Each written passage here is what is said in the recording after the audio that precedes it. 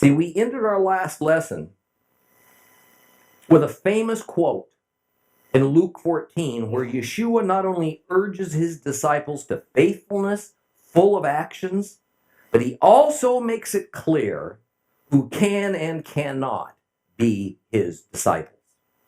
In other words, contrary to the way we might prefer it, or maybe the way we've even been taught it, it's not only our decision that we want to be his disciples, but that the Lord sets up conditions upon those who would think to undertake such a commitment. And Messiah says he will not allow the following people to be his disciples. In Luke 14, verse 26, if anyone comes to me and does not hate his father and his mother and his wife and his children and his brothers and sisters, and yes, his own life besides it, he cannot be my disciple. Verse 27, whoever does not carry his own execution stake and come after me, he cannot be my disciple.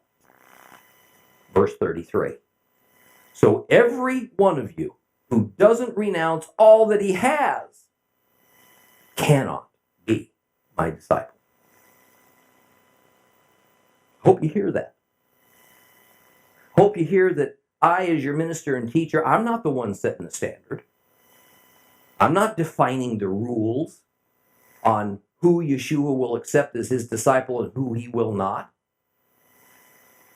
But I do want you to hear that walking forward in an assembly and praying a sinner's prayer and then coming to a worship service every Saturday or Sunday are nowhere found as the beginning and end of our salvation experience, as far as Yeshua's stated requirements go. Certainly, it's not a works righteousness salvation program that Jesus is describing, but it is definitely that our actions and our decisions are organically connected to our redemption.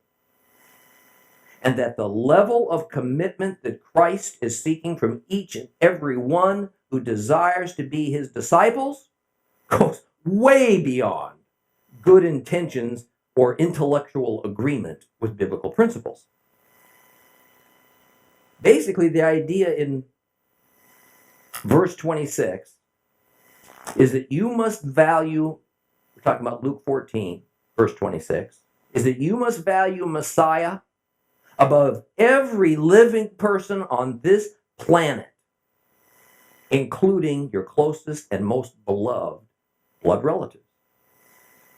Verse 27, Yeshua tells us we must be willing to give up our physical, fleshly lives if the situation demands it.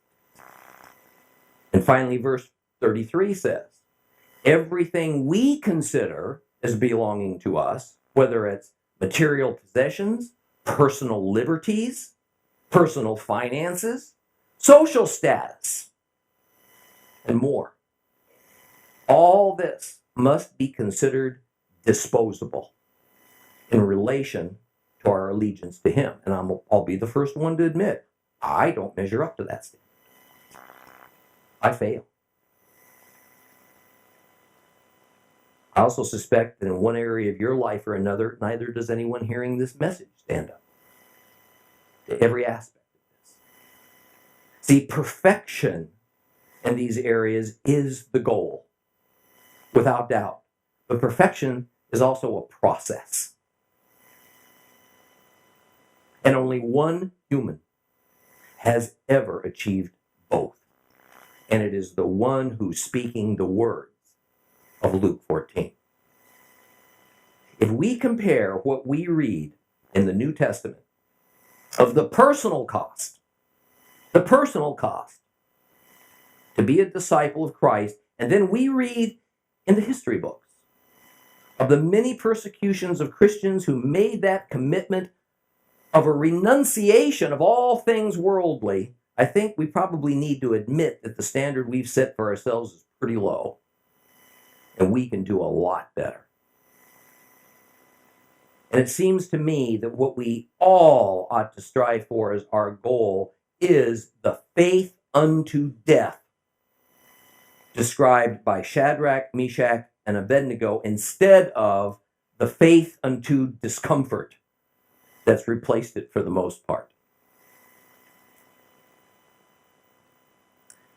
We need to have a faith that is so humble, so full of love, so embedded in us that it will brook no compromise. It will accept no rule of man that clearly conflicts with what God has clearly laid out in his laws and commandments.